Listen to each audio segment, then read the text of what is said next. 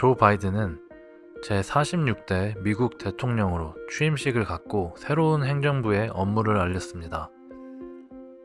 조 바이든 미국 대통령은 취임과 동시에 트럼프 행정부의 환경 및 에너지 규제를 원복하기 위한 과정을 시작하기 위해 기후 문제 관한 연방 정부의 가장 공격적인 계획들의 추진을 위한 일련의 행정명령들에 서명하였습니다. 취임과 동시에 바이든은 국가의 온실가스 배출량을 줄이고 화석 연료 발전소에서 재생 가능 에너지로 이미 빠르게 변화하고 있는 변화의 속도를 가속화하기 위한 실행 조치를 취하겠다는 약속을 이행하게 된 것인데요.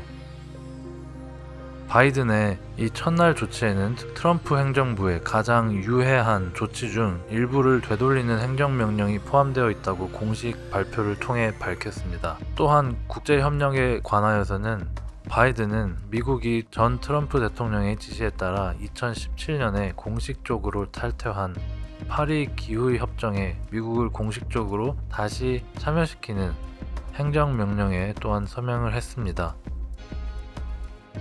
유엔은 30일 이내에 파리 조약에 의하여 미국을 다시 회원국으로 수락할 수 있으며 탄소 배출 감소 목표에 동의하는 미국과 대다수 국가 간의 균열과 불신을 복구하는 과정이 시작될 것으로 예상됩니다. 행정명령은 또한 오바마 행정부가 반대하고 트럼프 행정부가 밀어붙였던 석유 및 가스 인프라 프로젝트를 철회한다고 밝혔습니다. 여기에는 캐나다 엘버타주에서 미국 정유소로 원유를 운반하는 키스톤 XL 파이프라인 프로젝트에 대한 연방 허가 취소와 알래스카 북극 국립 야생동물 보호구역의 석유 및 가스 임대 계약의 중단이 포함됩니다. 트럼프 행정부는 파리 협정 탈퇴 결정과 친화석연료, 탄화수소 산업의 성장을 지원하는 트럼프 전 행정부의 정책 지원은 미국이 석탄과 천연가스에서 벗어나는 걸 막지 못했습니다. 풍력 및 태양광의 발전 비용은 지난 4년 동안 지속적으로 하락했으며 그리고 오히려 석탄 발전소의 폐쇄 속도는 가속화되었습니다. 미국 에너지 정보국의 최근 발표된 분석 자료에 따르면 바이든이 취임함에 따라 재생 가능 에너지 자원은 올해 건설된 새로 추가될 전력 용량의 70%를 제공할 것으로 예상하고 있습니다.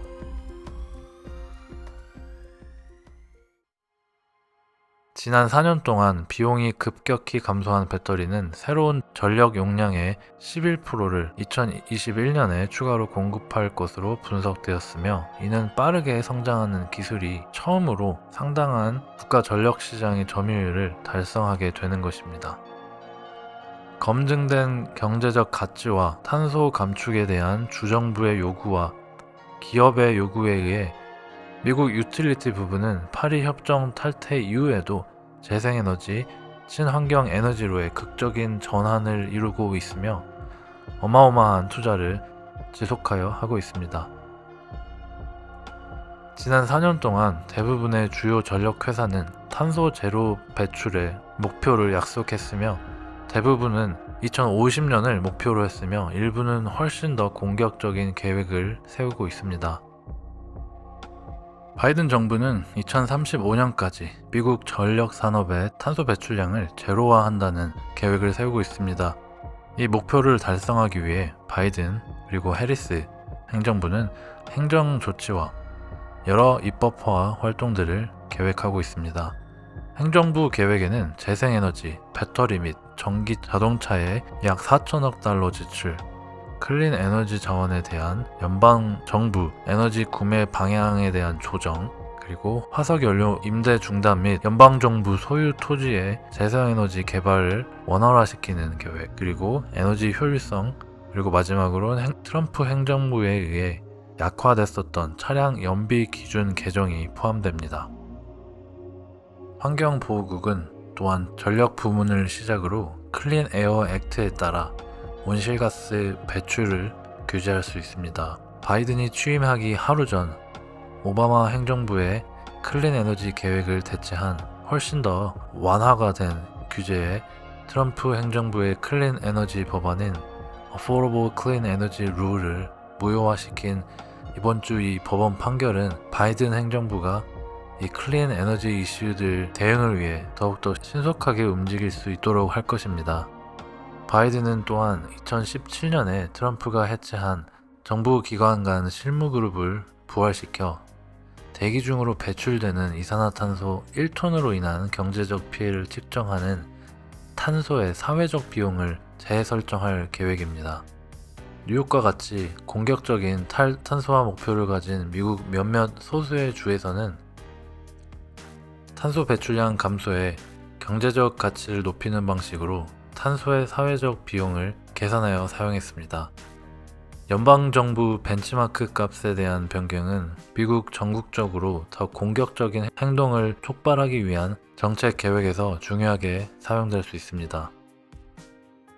조지아에서 열린 1월 6일 상원 선거에서 승리한 민주당은 미국 상원 의원 과반석을 확보했으며 이는 민주당과 바이든 행정부의 2조 달러 규모의 클린 에너지 및 인프라 투자 계획을 지원하는 법안을 통과시킬 기회를 드디어 얻게 되었습니다. 이 계획에는 풍력 및 태양열 발전, 에너지 저장 장치, 그리고 청정 운송 시스템 및 전력망 투자가 포함됩니다. 공화당 쪽에서의 반발이 충분히 있을 수 있고 입법을 무효화할 수 있는 방법들이 있지만 바이든 행정부 계획 중 어느 정도의 부분은 충분히 예산 조정 프로세스를 통해서 달성될 수 있으며 이는 상원 과반수가 단순 연방 세금 및 세출 정책과 관련된 법안을 통과시키면 가능한 일이기 때문에 법안 제정이 현실화되고 있는 상황입니다.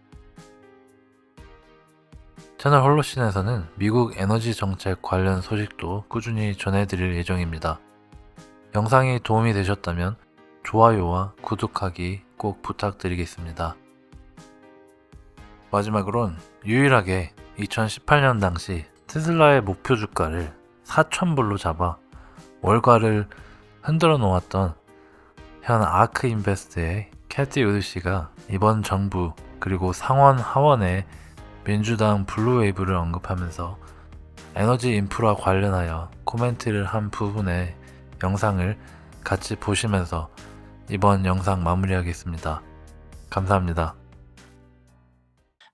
In terms of the three policy priorities, I think for the Biden administration, we certainly know infrastructure is one of them, and here is where he can enjoy bringing together Democrats and Republicans. There's bipartisan support for this, and I believe that the policies that President-elect Biden will pursue, at least in the beginning, are going to be somewhat more conciliatory than many expect. Infrastructure is one place we can come together.